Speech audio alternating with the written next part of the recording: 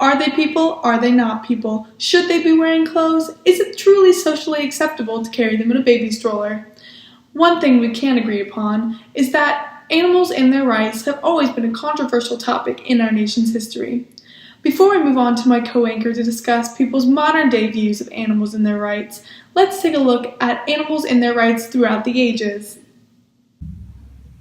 Aristotle, who's that? Oh, is he a vegetarian?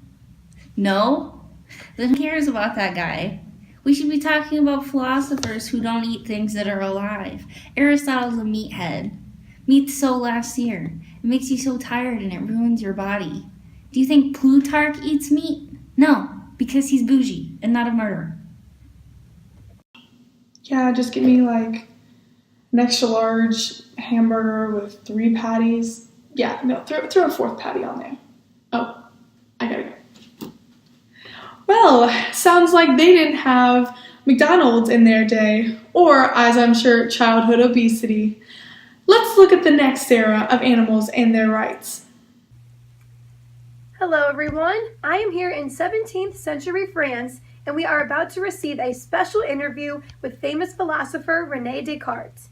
He is going to perform one of his many surgeries, so let's go take a closer look. Hello, Monsieur Descartes. Bonjour. Can you tell us a little about the surgery you're going to perform today? But of course. Today I'm going to perform a surgery on this rabbit. Rabbits are much like machines more than humans realize. They do not feel pain, so they don't need anesthesia, since they don't have the capacity to feel pain. So having said that, let's begin.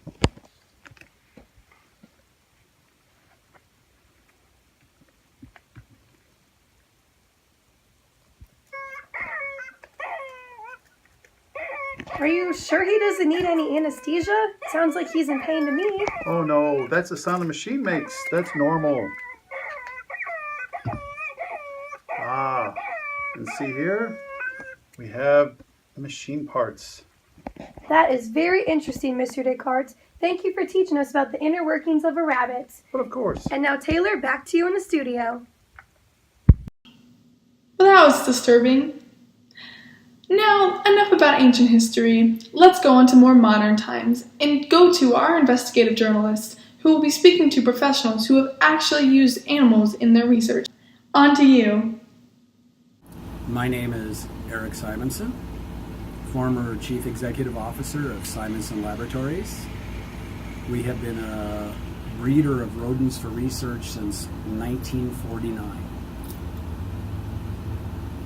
I believe that the benefits of animal research outweigh the downfalls. You know, that's a really tough question, but the short answer is absolutely yes. My favorite poster that we have at the lab, which we call Simonson Laboratories, we called it the lab, was in my vice president's office. It said, because of animal testing, 3,580,000 people are able to protest nowadays than before. Opinions on the alternatives to animal testing, such as computerized patient drug bases or virtual drug trials? Well, for me, you go to the in vivo or in vitro discussion. Any time that you don't have to test on an animal, I am 100% in favor of that. Obviously there is a cost-benefit equation, and we'll let the accountants handle all that. But bottom line is, I don't like unnecessary testing. I would rather have alternative testing if it is feasible.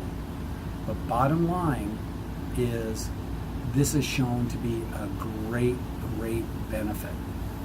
So while sometimes the outcome, there is a sacrifice of the animal, it is always done inordinately humanely. While as a pet lover, I don't like it, but as a researcher, I understand the entire benefit of doing so. So back in the 60s, there was a customer called the Dugway Proving Grounds in Utah, and it was a military thing. And they were actually looking at how animals react to crashes. So they would put them in the back seat of a vehicle and crash the thing at 100 miles an hour. We stopped selling to that. We had people, and I'm not going to name the company, but they were actually putting acid in rats' eyes. Now, we know what's going to happen. So we wouldn't sell to that. We make sure to understand what the purpose of the purchase of the animal and the research involved before we will partake in letting those people be a customer. And I did just sell the company, which is nice, because I have actually been called by the FBI, and PETA has me on their kill list. So I'm glad I'm out of the business.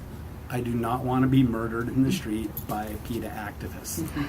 Animals' rights are a very controversial issue, which have been dealt with many times through the course of our nation's long and controversial history. And maybe some who don't necessarily agree with this or see eye to eye.